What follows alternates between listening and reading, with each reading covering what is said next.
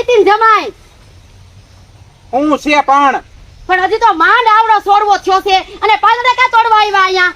અરે એમ તમને ખબર તો હે, તમારી જેમ મારે હોત હાઈવે ટચ જમીન હે ને અત્યારે, બરોબર? આ તો ત્યાં મેઇન ગેટ ની બાજુમાં મેં નાનકડો એવો ને પાનનો ગલ્લો કરી નાખ્યો હે, તો એના હાટુ આ પાન હાટુ હે ને આ લેવા આવ્યો પાન મસાલા બનાવવા. એ ભગવાન, પેલા તમે ઈ કહેતો કે તમારો જન્મ ચૈતર મહિનામાં થયો છે? હા, તમને કોને કીધું? ઈ ખબર પડી જાય, કારણ કે ચૈતર મહિનામાં જૈનમાં હોય ને ઈ જ મીઠાની તાણી ના હોય. મીઠાની તાણું પાન બનાવવા હાટુ પાન લેવા આવ્યો હું અહીંયા. એ પણ મારા બાપ, આ નાગરવેલના પાંદ નથી, ઈ તો જોવો. એમાં નાગરવેલ ને એવું ન હોય, ઓલા લીલા પાનમાં લીલા પાંદડા હોય ને, લીલા જ છે પણ હવે થોડો કલર ઘાટો હે આનો. એ આ સોપીસ નું ઝાડવું છે, એ બાપની ઘરે ક્યાંય જોયું છે કે નથી જોયું? પણ એમ નહીં, લગ્ન કર્યા પછી હાડુભાઈ ની વાડી ની પથારી ફેરવવાની હે, કઈ ઓરિજિનલ નથી રાખતા પાંદડા, તમે અહીંયા ડુપ્લિકેટ રાખ્યા છે. એલા ઓરિજિનલ જ છે, પણ આમ તો જોવો, આમ તો જોવો. અને તમે ગામને આ પાંદ ખવડાવશો, એ ગામને મારી નાખશો, એ જરાક વિચાર તો કરો. પણ તમે બોલ્યા ઓરિજિનલ નથી, એમ હવે તો ડુપ્લિકેટ હે.